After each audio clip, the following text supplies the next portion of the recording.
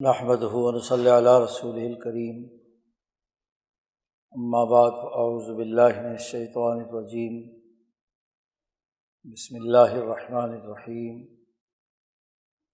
قال اللہ تبارک و تعالی: فلا تہنوا وتدعوا الی السلم وانتم الاعلون واللہ معکم ولن یترکم اعمالکم۔ وقال تعالی فی مقام آخر: ولا تہنوا ولا تحزنوا وانتم الاعلون ان کنتم مؤمنین۔ وقال النبی صلی اللہ علیہ وسلم: کانت بنو اسرائیل تسوسهم الانبیاء کلما ہلک نبی خلفہ نبی وانہ لا نبی بعدی سیکون خلفاء فیکثرون۔ وقال النبی صلی اللہ علیہ وسلم: یوشک الامم ان تداعی علیکم کما تداعی الاکل الی قصعتها الحدیث۔ وقال النبی صلی اللہ علیہ وسلم: لا تزال طائفة من امتی قائمین علی الحق لا یضرهم من خالفهم۔ صدق اللہ مولانا العظیم وصدق رسولہ النبی الکریم۔ معزز دوستو، انسانی معاشرے کی دنیا اور آخرت میں کامیابی کی ضمانت کتاب مقدس قرآن حکیم نے دی ہے۔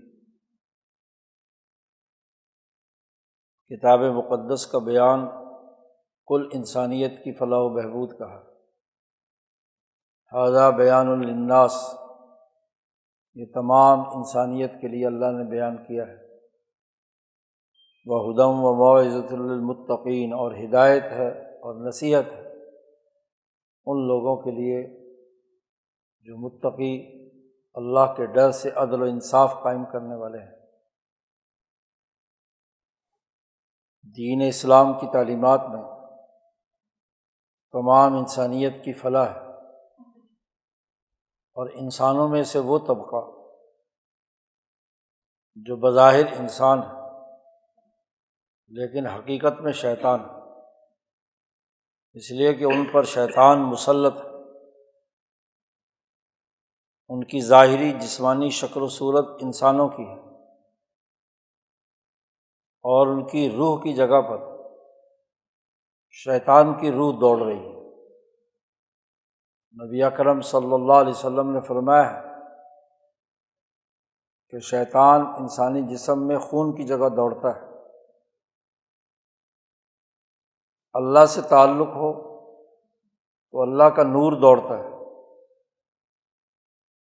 اور شیطان کو مسلط کر لیا جائے تو پھر شیطانی اور انسانیت کو نقصان پہنچانے والی قوتیں انسان کی روح میں دوڑتی ہیں۔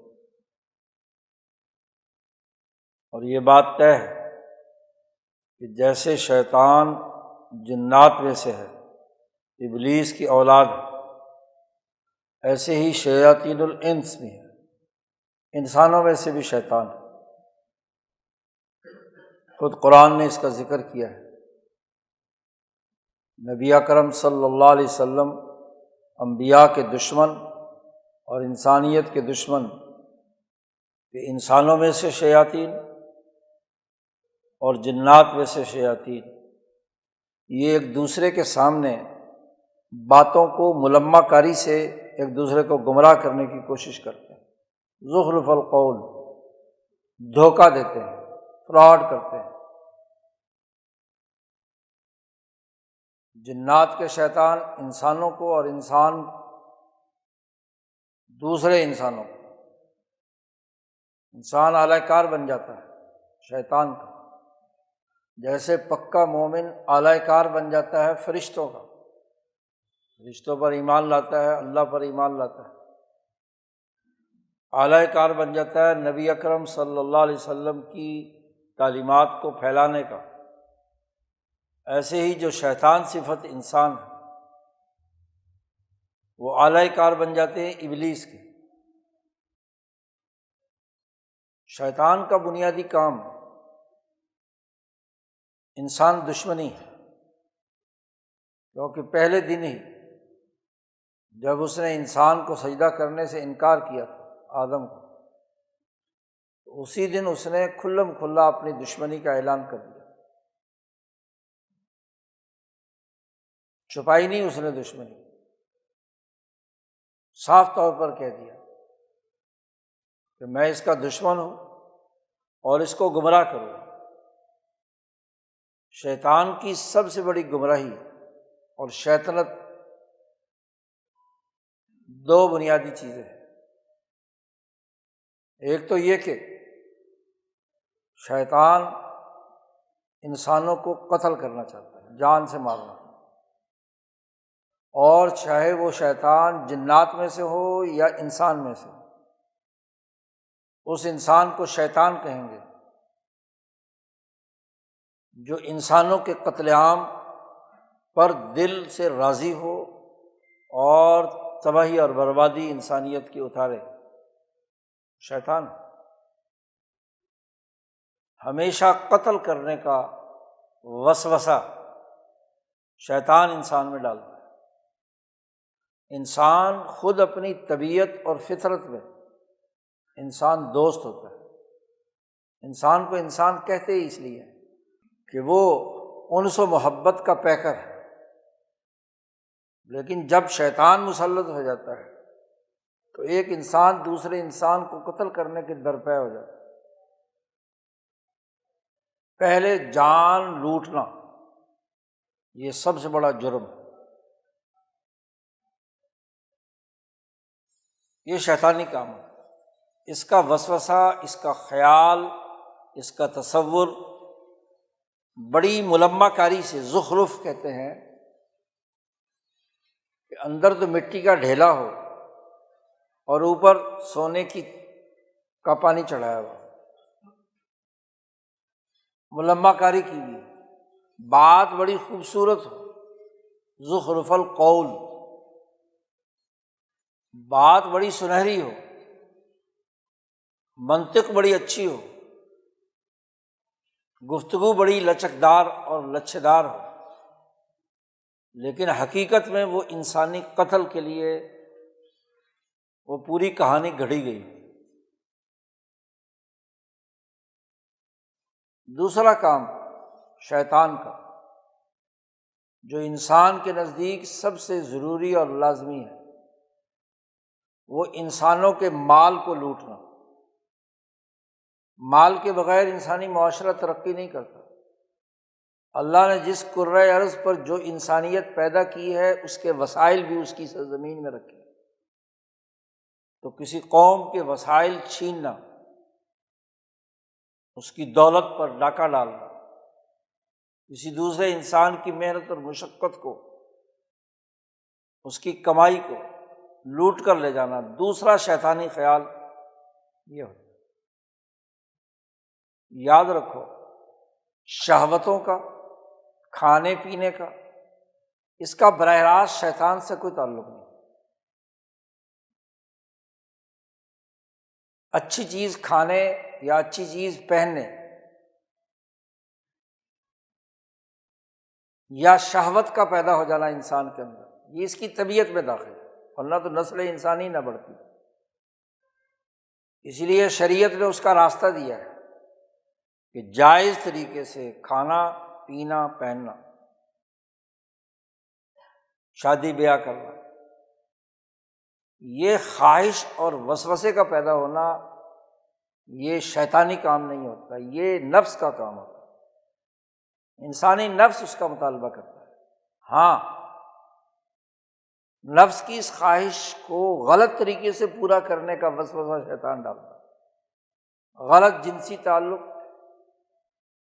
غلط کھانا پینا، کسی کا مال لوٹ کر، کسی کی زمین پر قبضہ کر کے، یہ شیطانی وسوسہ ہوتا ہے، وہ خیال آتا ہے۔ شیطان کے اصل کام قتل انسانیت ہے اور کسی ملک اور قوم کے وسائل کو لوٹنا ہے۔ انسان اپنی طبعی فطرت میں، اپنی طبعی تقاضے اور جبلت کے تحت کسی دوسرے انسان کو قتل کرنے کا ارادہ نہیں کرتا، کیونکہ اس کی طبیعت میں یہ داخل ہی نہیں ہے کہ وہ کسی دوسرے انسان کو، اپنے جیسے کو قتل کرے، اور نہ ہی اس کی طبیعت میں یہ داخل ہے کہ کسی دوسرے کی محنت و مشقت یا کسی دوسرے کے مال و دولت پر نظر رکھے، طبعی طور پر اس کے اندر نہیں۔ شہوت کا جذبہ ہے، کھانے پینے کا جذبہ ہے، بننے سنورنے کا جذبہ ہے، وہ انسان کی عزت و وقار کی چیزیں ہیں۔ تو شیطانی خیال اور نفسانی خیال میں یہی بنیادی فرق، خالصتاً شیطانی خیال قتل انسانیت ہے اور انسانوں اور قوموں کے مالوں کو لوٹنا ہے، اور خالصتاً نفسانی خیال خاص طور پر انسان کی ضرورت کا ہو، وہ اس کے نفس سے پیدا ہوا ہے، بیوی سے تعلق، روٹی کی خواہش، بھوک لگی ہوئی ہے، پانی پینے کی خواہش، یہ نفس کا خالصتاً معاملہ ہے، اور اگر وہ جائز طریقے سے ہو تو درست ہے۔ اس میں جب ناجائز طریقہ شامل ہوتا ہے، کسی دوسرے کی بیٹی کی عزت لوٹی جاتی ہے، دوسرے کا مال ہڑپ کر کے کھایا جاتا ہے، ضرورت پوری کی جاتی ہے، تو اب نفسانی اور شیطانی دونوں خیال مل گئے۔ تو ایک شیاطین ہے، شیاطین الانس اور شیاطین الجن، اور ایک اللہ پر ایمان لانے والے سچے انسان دوست، ایمان لانے والے مومنین۔ تو دو جماعتیں، دونوں کا کام اور دائرہ کار الگ۔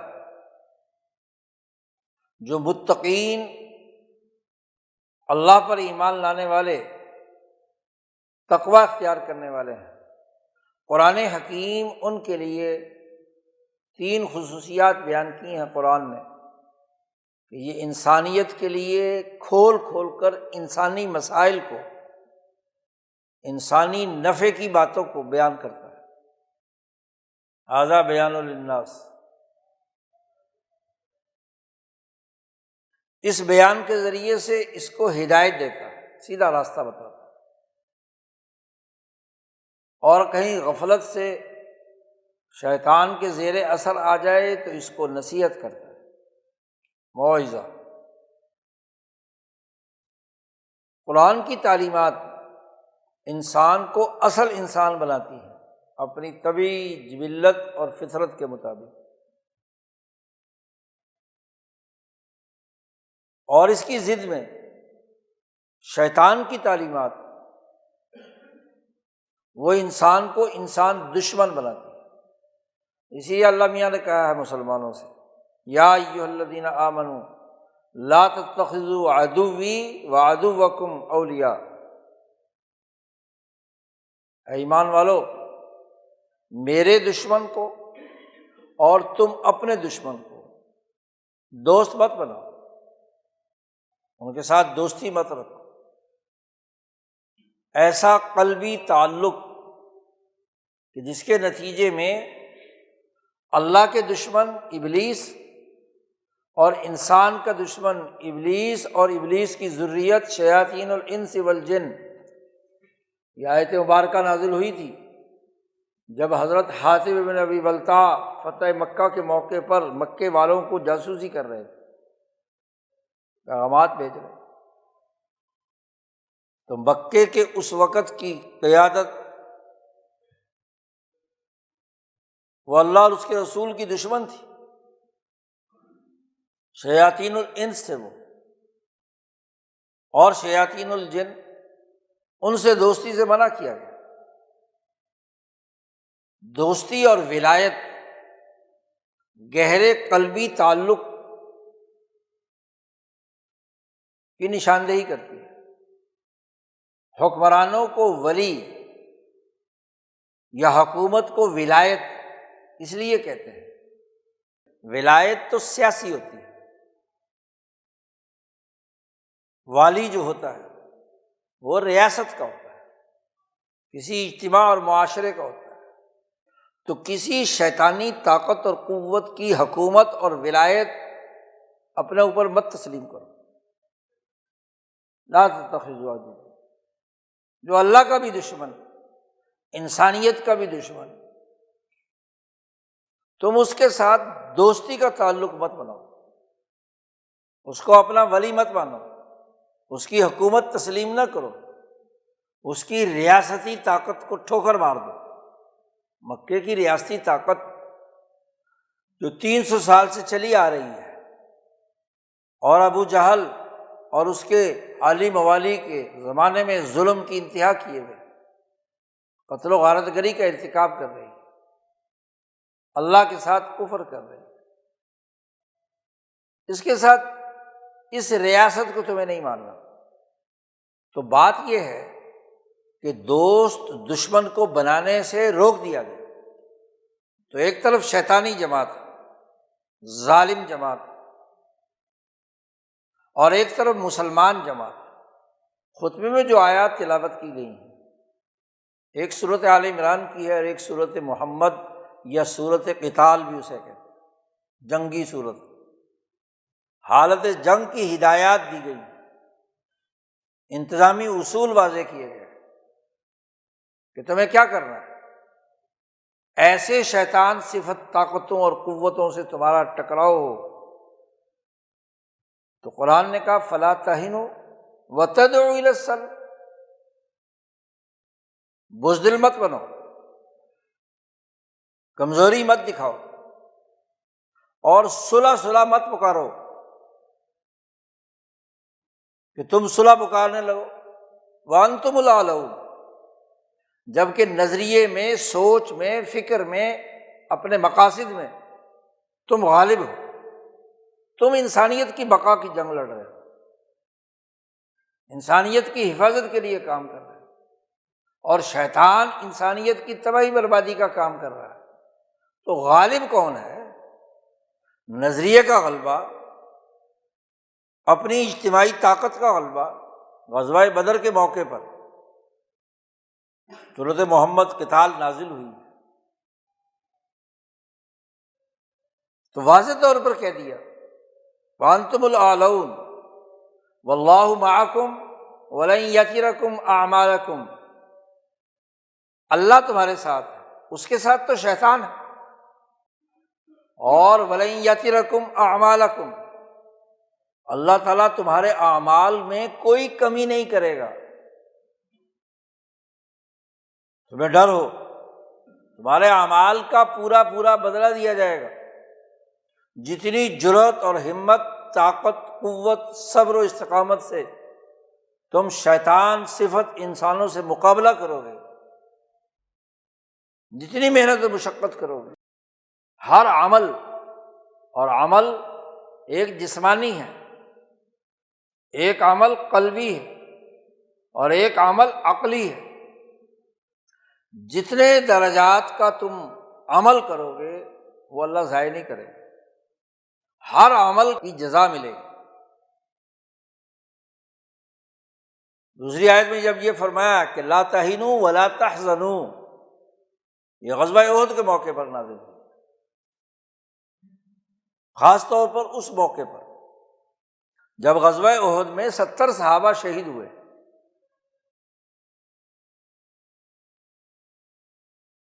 بظاہر خالد بن ولید نے پیچھے سے حملہ کر کے شدید نقصان پہنچایا مسلمانوں کو، لشکر بکھر گیا۔ نبی اکرم صلی اللہ علیہ وسلم کے بارے میں سوالات پیدا ہونے لگے کہ پتہ نہیں موجود ہیں یا نہیں۔ شیطان نے یہ بات اڑا دی کہ نبی نعوذ باللہ شہید ہو چکے ہیں۔ ایسی خوفزدگی کی عالم میں اللہ نے یہ آیت نازل فرمائی بزدل مت بنو، لا تہنوا ولا تحزنوا،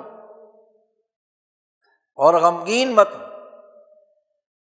وہن کا تعلق جسم سے ہے، بدن سے ہے۔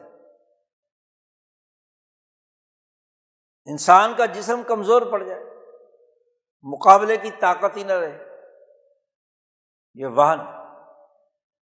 کیونکہ جسمانی موت بری لگتی ہے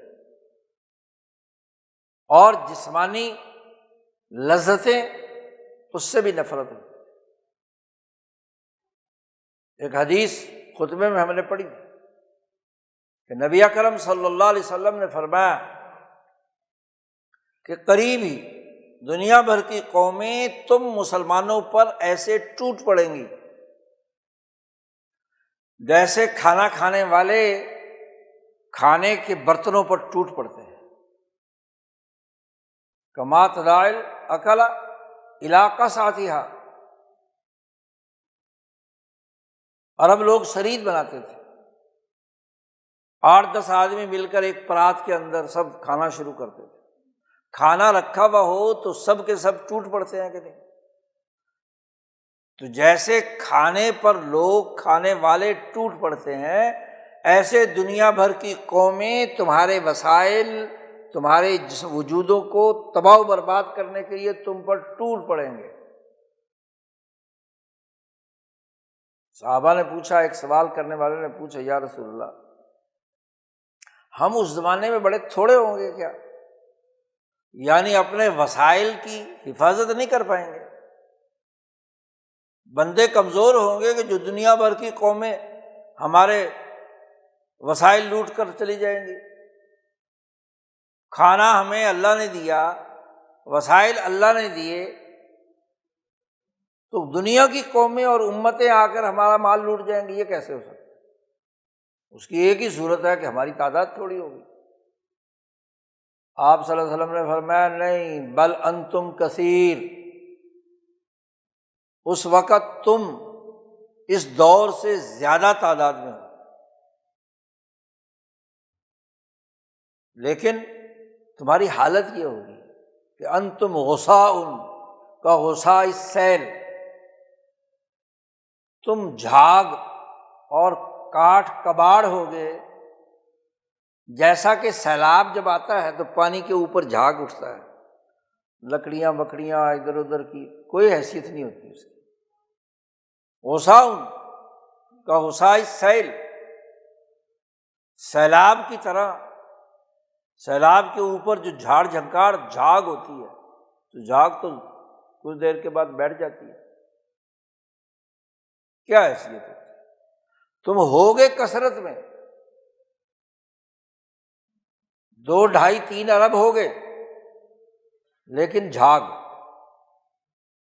کاٹ کباڑ، تنکے بکھرے ہوئے، کوئی حیثیت نہیں۔ اور ہوگا یہ کہ اللہ تبارک و تعالیٰ تمہارے دشمنوں کے سینوں سے تمہارا رعب ختم کر دے۔ وَيَنزِعُ اللَّهُ مِن صُدُورِ عَدُوِّكُمْ الْمَهَابَةَ، تمہارا رعب، دبدبہ، سیاست اور ریاست ہیبت اور دبدبے سے ہوتی ہے، رعب سے ہوتی ہے، بھیک مانگنے سے نہیں ہوتی۔ جو ہر وقت ہاتھ پھیلاتے رہیں، بےگر ہوں، ان کی کیا حکومت؟ وہ تو دم چھلے ہیں، اعلی کار ہیں، مہاوا۔ خود نبی اکرم صلی اللہ علیہ وسلم کے بارے میں اللہ نے کہا کہ قذف فی قلوبہم الرعب، اللہ نے ان دشمنوں کے دلوں میں تمہارا رعب پیدا کر دیا۔ رعب کی حالت یہ تھی کہ 1 مہینہ دور سے جو آدمی محمد مصطفیٰ صلی اللہ علیہ وسلم اور ان کے تربیت یافتہ عمر فاروق کا نام سنتا تھا تو تھر تھر کانپتا تھا، یہ رعب تھا۔ 1 مہینے کی مسافت سے جو آدمی مدینہ کا نام سن کر مدینہ کے قریب آتا تھا، قیصر و کسریٰ کا بندہ خوف زدہ ہوتا، یہ رعب تھا۔ تو حکومتیں اور ریاستیں اور سیاست، جس کا رعب ہی نہیں ہے، جس کی اتھارٹی نہیں ہے، جو بیچارہ ہر وقت بھیک مانگتا رہتا ہے، ذلیل ہوتا رہتا ہے، اس کی کوئی ریاست ہوتی ہے؟ اس کی کوئی سیاست ہوتی ہے؟ تو دشمنوں، تمہارے دشمنوں کے سینوں سے اللہ پاک تمہارا رعب ختم کر دے، کھینچ لے گا تمہارے کرتوتوں کی وجہ سے۔ یہ نہیں کہ اللہ پاک ہی تمہیں نقصان پہنچانا چاہتا ہے، تمہارے کرتوت، تمہاری غلامی کی عادت، تمہاری پستی کی عادت، اس کے نتیجے میں اللہ تعالیٰ تمہارا رعب تمہارے دشمنوں سے نکال دے۔ آج 57 ملک ہیں مسلمانوں کے، اور 2 بدماش ساری دنیا کے مسلمانوں کو ایک طرف لگائے ہوئے ہیں، بلکہ تمام انسانیت۔ تمہارا رعب ان کے دلوں سے نکل جائے، کوئی حیثیت نہیں ہو، تم سوائے اعلیٰ کاری کرنے کے اور کوئی کام نہیں کرو۔ اور دوسری بات فرمائی کہ تمہارے دلوں میں وہن ڈال دے، لَيَقْذِفَنَّ فِي قُلُوبِكُمْ الْوَهْنَ، وہن ڈال دے۔ ایک صحابی نے پوچھا یا رسول اللہ مل وہن، یہ وہن کیا ہوتا ہے؟ تو آپ صلی اللہ علیہ وسلم نے فرمایا حب الدنیا وکراہیت الموت۔ ولا تہینوا کا ترجمہ یہ ہے کہ دنیا کی لذتوں اور خواہشوں کی محبت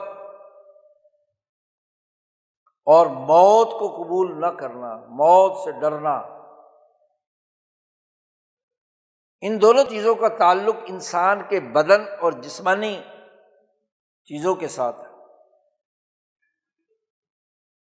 ایک مومن پکا،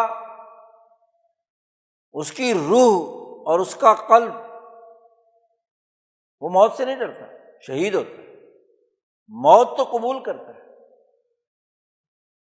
جو قوم موت قبول کرتی ہے وہ کامیاب ہوتی ہے، اور جو موت سے نفرت کرے، اس کو ناپسند کرے، وہ اپنی قومی رعب یا دبدبہ کیسے قائم کر سکتا ہے؟ تو ولا تہینوا، وہن مت اختیار کرو، یعنی تمہارے جسموں پر دشمن کا خوف نہیں طاری ہونا چاہیے، اور دنیا کی محبت میں دنیا کی چند روزہ لذت کے لیے ترقیات مل جائے گی، غلامی کی سوچ پیدا ہوگی، لرز رہے ہیں جسم، بدنوں پر کمزوری طاری ہے، وہن، اور موت سے ڈر رہے ہیں، کہیں سے کوئی میزائل آ گیا ہماری تباہی ہوگی، امریکہ تباہ کرنے والا ہے، ایک ہی رات پوری قوم کی تہذیب مٹانا چاہتا ہے، شیطان کا کام یہی ہے، تو کیا ڈر جائے، موت کو قبول کر رہا ہے۔ آپ دیکھیے بنیادی طور پر وہن جسم کا کمزور پڑنا اور ہتھیار ڈال دینا، اور اگر جسم استقامت کے ساتھ ڈٹ گئے، انہوں نے کہا ٹھیک ہے ایٹم بم گرانا ہے تو یہ کروڑوں کی قوم بازاروں اور بجلی گھروں اور پلوں کی حفاظت کر ایک بار جی موت قبول کرنے کے لیے بیٹھے ہیں۔ تو آپ دیکھیے کہ ایک طرف وہن اس کو بنا کیا، اور دوسری بات یہ کہ حزن، اور حزن کا تعلق قلب سے، کہ ولا تحزنوا، حزن مت کرو۔ کیوں؟ یہ حزن وہ ہوتا ہے کہ جب دل پر کسی غم کو آپ بٹھا لیں تو آپ کی عملی صلاحیت مفلوج ہو جاتی ہے، کوئی چیز ضائع ہو گئی، کوئی محبوب آپ کے ہاتھ سے چلا گیا، تو جو غم قلب کو لاحق ہوتا ہے اس کی عملی اور عقلی قوتیں مفلوج ہو جاتی ہیں۔ اس لیے کہا ولا تحزنوا، لڑائی بھڑائی کے اندر نقصان ہوتا رہتا ہے جی، شہادت قبول کی جاتی ہے، مالی نقصان بھی ہوتا ہے، کیا اس کو دل سے لگا لیا جائے؟ کیا اس کی بنیاد پر کام کرنا چھوڑ دیا جائے؟ شیطانی اور انسان دشمن قوتوں سے لڑائی بند کر دی جائے اس لیے کہ ہمارا نقصان ہو گیا؟ اور قرآن نے یہ سوال احد کے موقع پر اس سے اگلی آیات میں کہا کہ وما محمد الا رسول قد خلت من قبلہ الرسل۔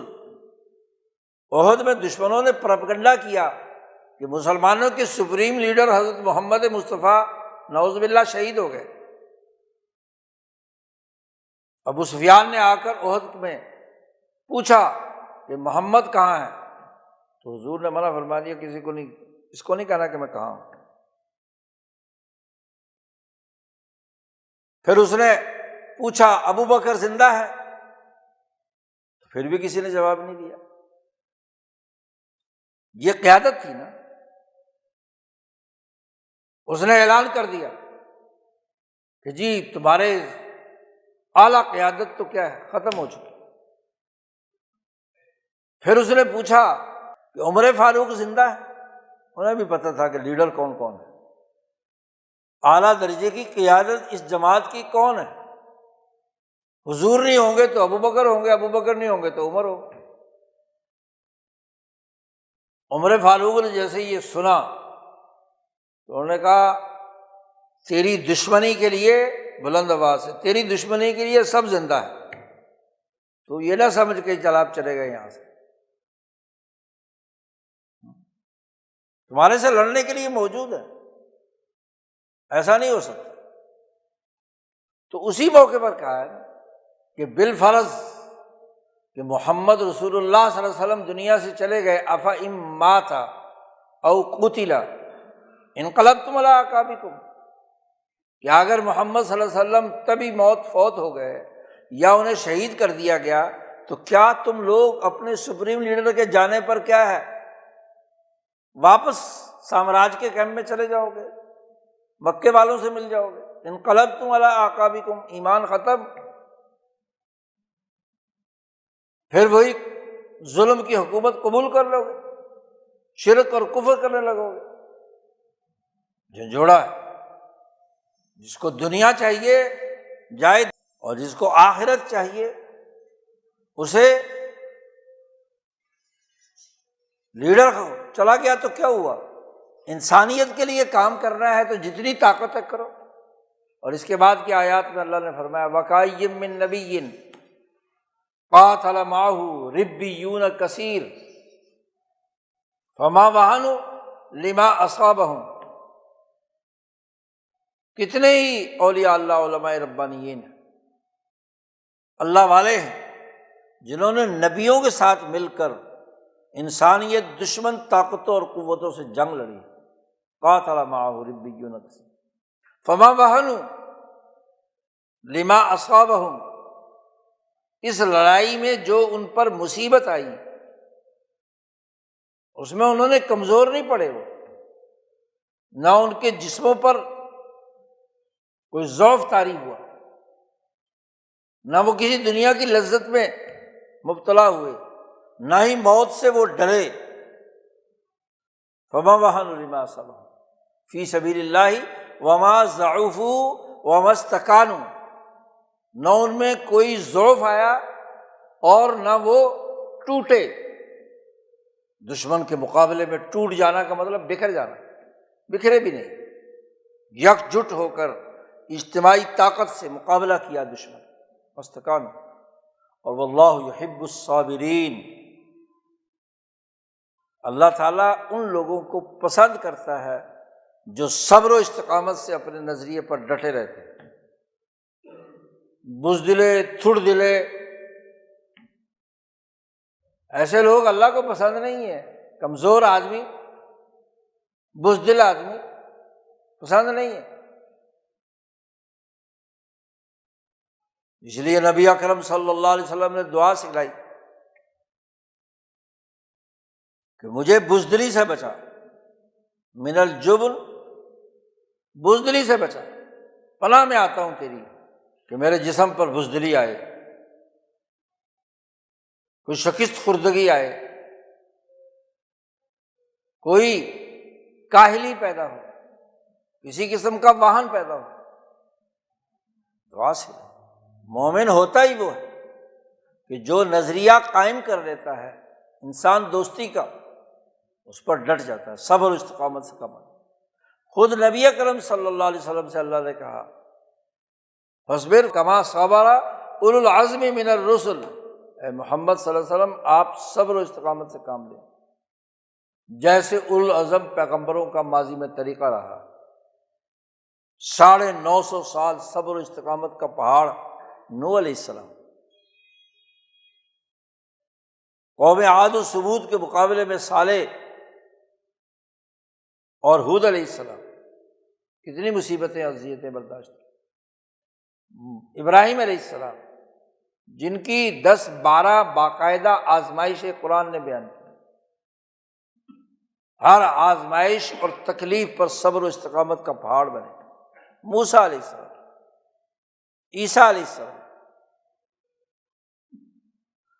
آپ بھی اسی طرح صبر و استقامت سے کام کرتے۔ مسلمان نام وہ ہے جو اپنے نظریے پر ڈٹ جائے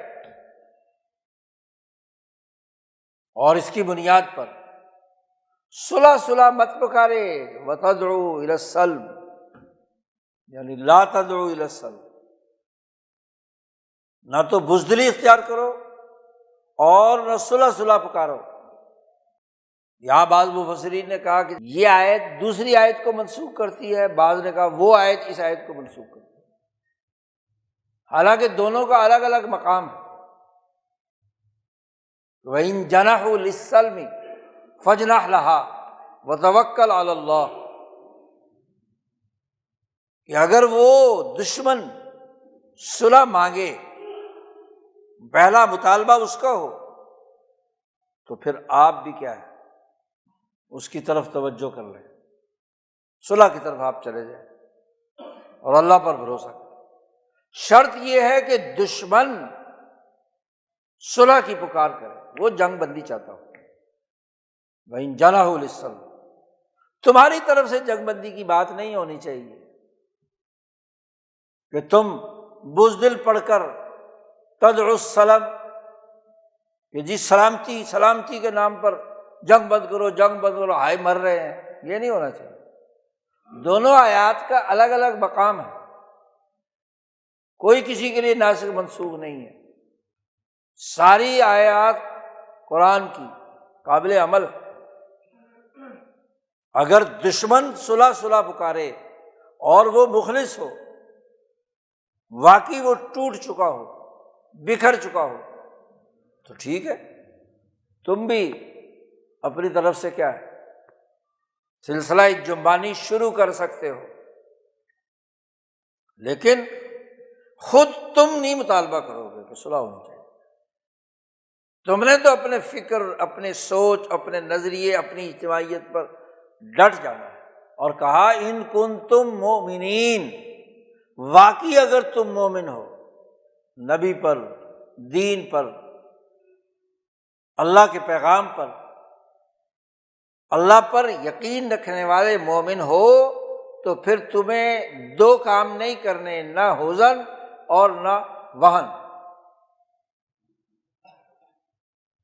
اپنی طاقت کا استعمال جاری رکھنا۔ صلح خود نہیں پکارنی، لیکن صلح کا مطالبہ دشمن کرے، وہ بکھر چکا ہو، وہ پکارے کہ صلح کرتے، جنگ بندی کرتے، تو اس کے نتیجے میں ٹھیک ہے پہلے پتہ چلے کہ صحیح اب صلح کے لیے کوشش کر رہا ہے، تو ٹھیک ہے، فجناح لہا، اور پھر وہ اس کے لیے جھکو اور اس کے ساتھ معاملہ کرو اور اللہ پر توکل، اللہ پر اعتماد کرو۔ صلح حدیبیہ میں ہوا، صلح کا مطالبہ مکے والوں نے کیا، تو آپ صلی اللہ علیہ وسلم نے بھی فرمایا ٹھیک ہے جی صلح کر لیتے ہیں۔ دیکھو جزیرۃ العرب کی ریاست اور سیاست پر مکہ قابض تھا 300 سال سے۔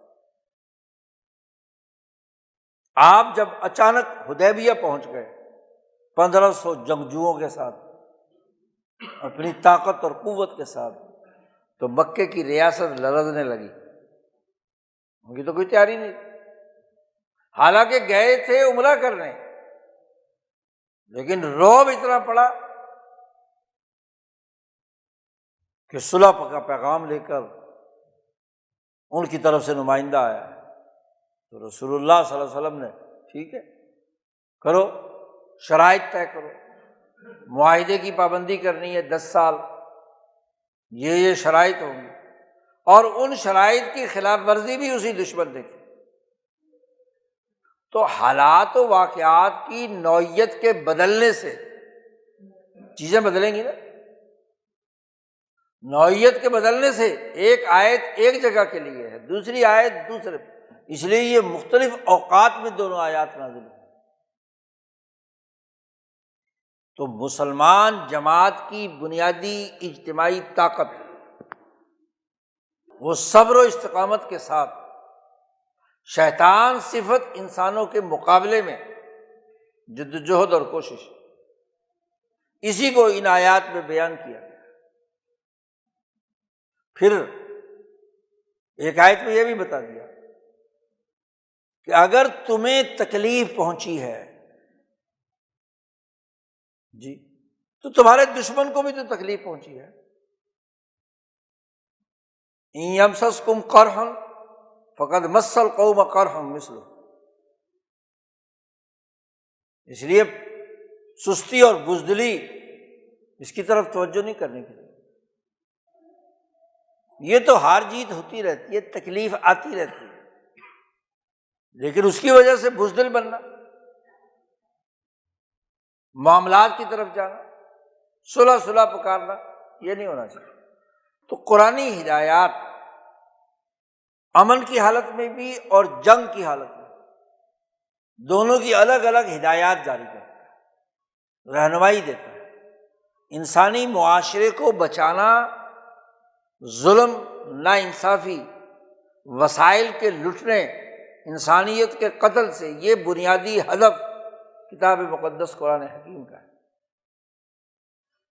اور جو بات رسول اللہ صلی اللہ علیہ وسلم نے کہی کہ امتیں اور قومیں،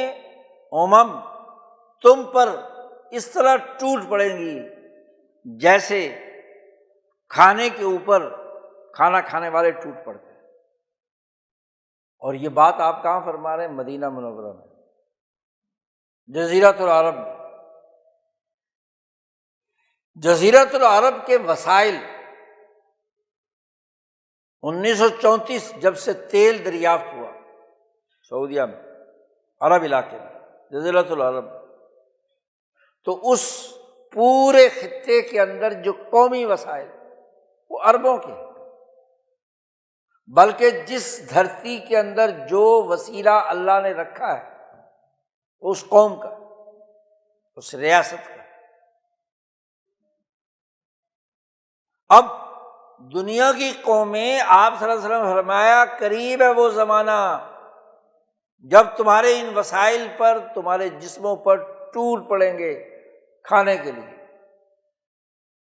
تمہارے وسائل لوٹنے کے لیے۔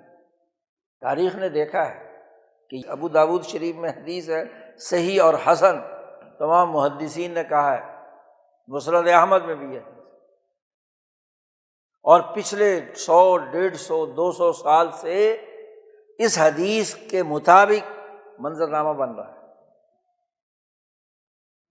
کہ وہ جزیرۃ العرب جو ایک متحدہ طاقت اور قوت تھی، وہ مشرق وسطیٰ جو وسائل سے لدا پدا تھا، اس پورے شام سے لے کر یمن تک کا پورا علاقہ، اس کے وسائل پر دنیا کی قومیں ٹوٹ پڑی جنگ عظیم اول اور جنگ عظیم دوم کے درمیانی زمانے میں۔ 1916 میں فرانس اور برطانیہ کے اس خفیہ معاہدے کے تحت، سائیکوٹ پائیکوٹ پیکٹ کے تحت، اس پورے جزیرۃ العرب کے ٹکڑے کیے گئے، اور یہ ٹکڑوں کی وجہ انسانی سماج یا خیر خواہی نہیں تھی، ملک اور قومیں اور ریاستیں بنتی رہتی ہیں، ختم ہوتی رہتی ہیں، لیکن اس کا ایک نیچرل پروسیس ہوتا ہے۔ ایسا جغرافیہ جو پہاڑوں سے مثلاً گھرا ہوا ہے، یہاں کی آبادی دوسری جگہ نہیں جا سکتی، یا درمیان میں سمندر حائل ہے،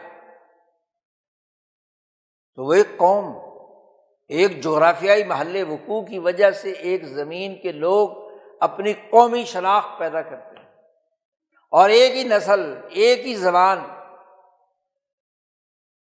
یہ نیچرل طریقہ کا ریاستوں کے برابر۔ دنیا میں قدیم زمانے سے جتنی ریاستیں بنی ہیں، فارس کی، روم کی، عربوں کی، ہندوستان، بر اعظیم پاک و ہند، چین کی، یہ فطری ریاستیں۔ کوہ ہمالیہ ایک طرف ہے، ایک طرف سمندر بحر ہند، جو پورا ہندوستان ایک قوم، کوہ ہمالیہ سے لے کر سائبیریا تک ایک قوم، چین کی ایک قوم، روس کی۔ فارس جو اپنے جغرافیائی محل وقوع کی وجہ سے ایک ریاست، جزیرۃ العرب، تین طرف اس کے سمندر، خلیجیں، اور درمیان میں ایک جزیرہ نما عرب موجود، ایک فطری ریاست۔ یہ نیچرل طریقہ ہے۔ لیکن جب شیطان صفت انسان ان خطوں پر مسلط ہوئے تو اپنے مقاصد کے لیے، اپنے وسائل لوٹنے کے لیے ایک جزیرۃ العرب کے ٹکڑے بنا دیے۔ جہاں جہاں تیل تھا، جہاں جہاں معدنی وسائل تھے، وہاں وہاں ایک شہر، ایک ملک، ایک ریاست اپنے مفادات۔ اور شام، بلاد الشام میں فلسطین تو بننے نہیں دیا، اسرائیل کا خنجر گھونپ کر ان فطری ریاستوں کو جو مصر قدیم زمانے سے تھا اس کو آکوپائی کر لیا،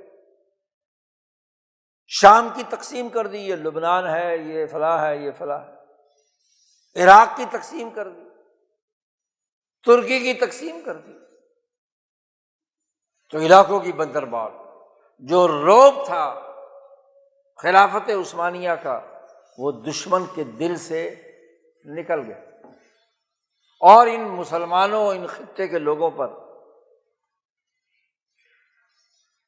وہن طاری ہو۔ چند ٹکڑوں کے عوض عربوں نے بغاوت کی ترکوں کے خلاف، اعلی کار بنے برطانیہ۔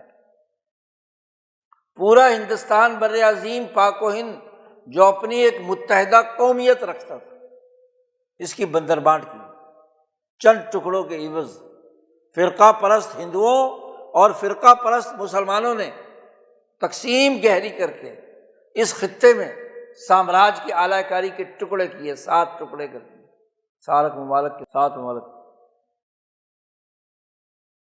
ایک کوہ ہمالیہ سے بحر ہند تک ایک ریاست، کابل سے لے کر بنگال تک 2000 سال تک ایک ریاست، اشوک اعظم کے زمانے میں بھی اور مسلمانوں کے 1000 سالہ غلبے کے زمانے میں بھی 7 پیس بنا دیے مفادات کے لیے، ڈیوائڈ اینڈ رول، لڑاؤ اور حکومت۔ شیطان صفت قوتیں ملکوں اور قوموں کا مذاق اڑاتی ہیں، ان کو اعلی کار کے طور پر استعمال کرتے ہیں۔ کیا یہ جو ایران اور امریکہ کے درمیان مذاکرات کتنی دفعہ ہو چکے ہیں، ہر مذاکرات کے پیچھے وہ جاسوسی اور مقاصد ہوتے ہیں جس کے ذریعے سے ایران کو دوبارہ جنگ کے اندر الجھا دینا۔ کیا مذاکرات نہیں ہو رہے تھے عمان کے زیر سے امریکہ کے؟ ایران مان بھی چکا ہے، عین مذاکرات کے وقت جمعے کے دن ہی ہمارے یہاں کے صحافی اچھل کود کر رہے ہیں کہ جی جمعے کا دن رکھا، بڑا مبارک دن ہے مذاکرات کا، تو جمعے کا دن ہی تھا نا، عمان کے ساتھ مذاکرات کرتے ہوئے بم مار کر سپریم لیڈر قتل کر دیا ایران کا۔ جی اس سے پہلے کتنے مذاکرات ہو چکے ہیں، ہر مذاکرات کے موقع پر اسرائیل اور امریکہ نے چھلا گھونپا ہے، اور اس ملک کو بدنام کیا جو مذاکرات کی ٹیبل سے جاتا ہے۔ ذرا عمان کے وزیر خارجہ کا تحریری بیان، بلکہ مضمون جو عالمی میڈیا میں چھپا، صاف کہہ دیا کہ یہ مذاکرات کی خلاف ورزی، ایران تمام چیزیں مان چکا، اگلے ہفتے کے اختتام کے بعد بیٹھنا تھا صلح نامے پر، اور جمعے کے دن حملہ کر کے سپریم لیڈر کا قتل کر دیا۔ مذاکرات کا ڈرامہ کسی نے رچا ہے جی۔ اب آپ دیکھیے، ہمارے وزیر اعظم نے ٹویٹ کیا، ٹرمپ نے ٹویٹ کیا، 10 نکات کی بات آئی، ایران نے ٹویٹ کیا کہ جی جنگ بندی ہو رہی ہے۔ 2-4 گھنٹے پہلے اس نے یو ٹرن لیا، ایک تہذیب مٹانے کا بیان دیا کہ آج رات ایک پوری تہذیب 2500 سال کی، 2500-3000 ہزار سال کی ایرانی تہذیب گویا کہ ختم ہو رہی، نیست و نابود ہو رہی دنیا۔ خوف زدہ، ایرانیوں کو خوف زدہ کرنے کے لیے، وہ ایرانیوں کی دلیری دیکھیے کہ وہ اس تہذیب کی تمام سول سوسائٹی کے جو علامتیں تھیں، پل ہیں، بجلی گھر ہیں، باقی ضروریات ہیں، ان پر حملہ کر کے تباہ و برباد کر تہذیب کو تباہ کر لگا۔ دنیا کی جنگوں میں جنگی آلات کے اوپر تو حملے ہوتے ہیں، لیکن سول سوسائٹی، اقوام متحدہ کے چارٹر کی روح سے سول سوسائٹی پر اور سول اداروں پر حملے کہاں ہوتے ہیں؟ اور وہ شیطان دندناتا کہ آج رات تہذیب ختم ہو جائے گی، خوف زدہ کر دے۔ کروڑوں انسان ایرانی سڑکوں پر نکل آئے، لل مار، موت سے نہ ڈر، خوف سے دور۔ عوام کی اجتماعیت اپنی ریاست، اپنی ولایت کے ساتھ متحد، پوری اجتماعی طاقت کے ساتھ۔ اب ہاتھ پاؤں پھول گئے، پل پر حملہ کرے گا تو پل پر جو کھڑے ہوئے کروڑوں آدمی ہیں وہ بھی ساتھ مریں گے نا۔ بجلی گھر پہ حملہ کرے گا تو سارے بجلی کی چاروں طرف جو کروڑوں آدمی کھڑے ہوئے وہ بھی مریں گے نا۔ اور اس حال کا کیا حال ہوا؟ تینوں پوسٹوں میں، جو آپ کے وزیر اعظم کی ہے، عباس عراقچی کی ہے، جس پر ٹویٹ کا ٹرمپ کا ہے، تینوں میں 10 نکات کا تذکرہ ہے۔ اور آپ دیکھیے ان 10 نکات کو ردی کی ٹوکری میں پھینک رہی ہے وائٹ ہاؤس کی ترجمان۔ وہ کہتی کوئی 10 نکات نہیں، یہ کیا ہے؟ یہ 10 نکات تو ہماری کوئی حیثیت نہیں ہے، ختم کرو اس کو۔ ادھر سے مذاکرات کا ڈرامہ ہے اور ادھر سے امریکہ کی سرکاری ترجمان وائٹ ہاؤس میں کھڑے ہو کر کہتی کوئی 10 نکات نہیں، یہ تو ردی کی ٹوکری ہے۔ پھر ان نقطوں میں موجود ہے لبنان کی صورتحال، اور جو مذاکرات کرنے کے لیے یہاں آ رہا ہے وہ باقاعدہ بیان دے رہا ہے میڈیا کے سامنے کہ جی ان میں لبنان شامل ہی نہیں۔ اسرائیل وہاں حملہ کرتا ہے ان کے علاقوں پر، بھائی ادھر سے تم کہتے ہو کہ ایران اپنی پراکسیز ختم کرے، تو ایران کے ساتھ حزب اللہ کا تعلق تو تسلیم کر رہے ہو، تو مذاکرات میں حزب اللہ کیوں نہیں ہے؟ پھر آپ کا وزیر اعظم کہتا ہے کہ نہیں جی لبنان شامل تھا، لیکن جو مذاکرات کرنے کے لیے نائب صدر صاحب امریکہ کے آ رہے ہیں، اس نے آپ کے وزیر اعظم کو جھوٹا کر دیا کہ نہیں یہ ان نکات میں شامل نہیں۔ یعنی اس پورے مذاکرات کے ڈرامے کی جو اصل بات ہے اس کو اپنے مفادات کے لیے بدل دی۔ پچھلے جمعے میں نے ایک آیت پڑھی تھی کہ تبغونہا عوجا، سیدھے سادے معاملے کے اندر ایسی کجی نکالنا، ایسے طریقے سے اس کے اندر کیا ہے دودھ میں مینگنیاں ڈالنا کہ وہ معاملہ ہی دوسرے رخ پر چلا جائے۔ وہ لوگ جو اللہ کے راستے سے لوگوں کو روکتے ہیں وہ اس میں ایسی کجیاں تلاش کرتے ہیں، ایسا یو ٹرن لیتے ہیں، ایسے بات کا رخ موڑ دیتے ہیں کہ اپنے مقاصد حاصل۔ اور قرآن کی ایک آیت ابھی شروع میں پڑھی تھی، زخرف القول غرورا، باتوں کی ملمہ کاری، ایک ہوتی ہے خوف زدہ کرنے کا عمل، جنگی حکمت عملی، ڈرا دھمکا کر، اور ایک ہوتی ہے مذاکرات کی میز پر ڈرامے بازی۔ پاکستان کو تو خوشی یا یوم تشکر تب منانا چاہیے جب معاملہ، معاہدہ دو فریقوں کے درمیان پائیدار طریقے سے حل ہو اور مستقل جنگ بندی، اور ایران کے جو بنیادی مطالبات ہیں کہ اقوام متحدہ کے رکن کی حیثیت سے، اس کو ایک ملک کی حیثیت سے، اقوام متحدہ کے چارٹر نے جو قانونی اور ریاستی حقوق دیے ہیں، پہلے امریکہ اس کو مانے،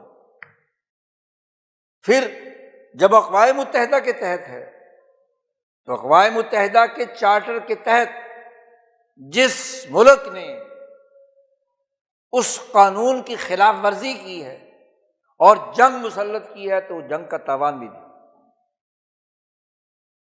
بڑے معقول، بڑے انسانی بنیادوں پر مطالبات۔ پھر دنیا بھر کی تمام ریاستوں کی سمندروں کی جو حدود ہے، وہ سمندر اس ملک کی دائرے کے اندر، وہ خلیج ہو، وہ کوئی آبنائے ہو، کیا پاناما سے امریکہ ٹول ٹیکس نہیں وصول کر رہا؟ کیا نہر سویز سے مصر ٹول ٹیکس نہیں وصول کر رہا؟ دنیا کے جہاں جہاں سینکڑوں ملک اپنے اپنے سمندر کے دائرے کے اندر کیا اپنی حدود قائم کرتے ہیں۔ تو جب بین الاقوامی قانون کے تحت ایران کی مستقل قومی سرحدیں تسلیم کر لی گئی تو اس کے اس جغرافیائی محل وقوع میں، خواہ وہ خشکی ہو یا سمندر ہو، اس کا رائٹ بنتا ہے کہ نہیں بنتا؟ بڑی سمپل سی اقوام متحدہ کے قوانین کے تحت معاملات ایران مطالبہ کر رہا ہے، بھائی جنگ بند ہونا شادیانہ ہے، جنگ بند ہونا شادیانہ تب ہے کہ جنگ شروع کرنے والے مجرم کا پہلے تعین کیا جی، جنگ کس نے شروع کی؟ کیوں اس نے یہ امن و امان کو تباہ و برباد کیا؟ یہ تو سامراج کا آج سے نہیں 300 سال سے طریقہ کار ہے کہ پہلے جنگ مسلط کرو اور پھر تمام جن پر جنگ مسلط کی ہے ان کی طرف سے شور مچایا جائے، بھی جنگ بند کی جائے، جنگ بند کی جائے، جنگ بند کی جائے۔ جب تباہی بربادی ہو جاتی ہے تو پھر ان کو خوش کرنے کے لیے کہتے ہیں دیکھو جی جنگ بند کر دی۔ بڑا مارکہ ہو گیا کہ جی امریکہ نے ایرانی تہذیب ایک رات میں ختم نہیں کی، ہم نے یہ اس کو بچا لیا۔ بھائی سامراج چاہ رہا تھا نا جنگ بند کرانا، امریکہ چاہ رہا ہے۔ 10 15 20 دن سے وہ خود کہتا ہے کہ ہمیں تو معلوم توقع ہی نہیں تھی کہ ایران اتنی بڑی مزاحمت کرے گا۔ نقصان اس کا ہو رہا ہے، جنگ تو صلح تو وہ چاہتا ہے، تو اس میں آپ کا کیا کمال ہے؟ جنگ بندی تب صحیح ہے کہ جب جنگ کا جو مجرم ہے اس کا تعین کیا، اس کا تعین ہو نہ ہو، اور جنگ بندی پر شادیاں، اور وہ بھی عارضی جنگ بندی۔ غزہ میں کتنی دفعہ ہوئی، فلسطین میں کتنی دفعہ ہوئی، عرب اسرائیل کی جتنی جنگوں کی تاریخ اٹھا کر دیکھو، جنگ مسلط کرتا ہے اسرائیل۔ اب جب دنیا بھر کا ناطقہ بند ہوتا ہے پھر شور مچاتے جنگ بند کرو، جنگ بند کرو، جنگ بند کرو، اور پھر جنگ بند کر کے گویا کہ احسان کیا جاتا ہے انسانیت پر کہ دیکھو جی ہم نے احسان کیا۔ تو عارضی جنگ بندی، اور پھر اس جنگ بندی کے اندر گمراہ کن ان الفاظ کی غلط تشریح، 10 نکات کو غتربود کر دینا، وہ کیسا مذاکرات کار ہے کہ وہ ان 10 نکات کو ہی ردی کی ٹوکری میں ڈال رہا ہے۔ تو کسی انسانی قانون اور ضابطے کے مطابق صلح ہوتی ہے، مذاکرات ہوتے ہیں، ورنہ تو جنگ جاری ہے۔ ٹھیک ہے، بنیادی بات دین اسلام کی تعلیمات کی یہ ہے کہ شیطانی قوتوں سے اول تو خود جنگ نہیں شروع کرنی چاہیے، عافیت مانگنی چاہیے، لیکن اگر وہ جنگ مسلط کر دیں تو پھر جرأت، استقامت کے ساتھ، صبر کے ساتھ ڈٹ جانا اور وہن کا شکار نہیں ہونا، دنیاوی لالچ اور خود غرضی کی اور موت سے بھاگنے کے ڈر سے صلح اور مذاکرات نہیں پکارے جا سکتے۔ تو مذاکرات کا بنیادی قانون اور ضابطہ قرآن نے واضح کر دیا، صلح کی بنیادی امور قرآن نے واضح کر دیے۔ اب اس کی روشنی میں پہلے تعین ہوگا کہ مجرم کون ہے، اور اگر وہ مجرم ہے تو تاوان جنگ بھرے، جی جرم اس نے کیا ہے، اس کے وجہ سے۔ اور الٹا دیکھو، امریکہ کہتا ہے کہ جی اس جنگ کا خرچہ جو میں نے مسلط کی ہے یا اسرائیل نے مسلط کیا ہے، اس کا خرچہ عرب ممالک برداشت کریں۔ ظلم نہیں تو اور کیا ہے؟ اور جو دنیاوی لذتوں، عیاشیوں، یہ سارے حکمران ان فائلز میں ان کے نام آ چکے ہیں جن میں ان کی عیاشیاں ہیں۔ تو یہ عیاش ہے نا، حب الدنیا، یہ اپنی کھال بچانے کے لیے بزدل لوگ قرضہ ادا کریں گے۔ تو قرآن کی تعلیمات کے تناظر میں چیزوں کا جائزہ لینا چاہیے، دین کیا کہتا ہے۔ کوئی بھی ہو، مسلمان اس وقت سے تباہ ہو رہا ہے جب وہ مغربی تصورات کے تحت معاملات کا تجزیہ کر رہے ہیں۔ یہودی میڈیا جس کو اٹھا دیتا ہے، تو مسلمان تو باشعور ہونا چاہیے۔ اب پرسوں سے ہنگامہ مچا ہوا ہے سوشل میڈیا پر، زندہ باد، بہت بڑے کام کارنامہ سر انجام دیا، ہاں جی۔ تو جو کچھ میڈیا سے شور شرابہ مچایا جا رہا ہے اس کی حقیقت تو دریافت کرو شعور کی بنیاد پر، یا صرف ڈھول پیٹنے سے کیا ہے کامیابی ہوگی؟ ابھی تو تیل دیکھو، تیل کی دھار دیکھو، مذاکرات پر اگر آتے ہیں اور مذاکرات کے نتیجے میں معاملات طے ہو جاتے ہیں تو پھر ٹھیک ہے، یوم تشکر منا لینا، کوئی ضروری ہے کہ اس جمعے منانا تھا اگلے جمعے منا لینا، اس سے اگلے جمعے منا، 15 دن کی ہے۔ پہلے دیکھ تو لو صورتحال، وہ دودھ کا جلا ہوا لسی بھی پھونک پھونک کر پیتا ہے کہ شاید کہیں یہ نہ میرا منہ جلا دے۔ تو مذاکرات کی اب تک کی تاریخ تو یہی ہے کہ شیطان صفت دجال لوگ اس میں سے اپنے مفادات نکالتے ہیں، حقائق کو مسخ کر دیتے ہیں۔ تو قرآن جو شعور دیتا ہے اسے سمجھنا اور اس کے مطابق کردار ادا کرنا، یہ ہماری ذمہ داری ہے۔ اللہ تعالیٰ ہمیں قرآنی نقطہ نظر سے اپنے معاشروں، اپنے گرد و پیش کے حالات کا تجزیہ کرنے اور اس کے مطابق رائے بنانے کی توفیق عطا فرمائے۔ وآخر دعوانا الحمد للہ رب العالمین۔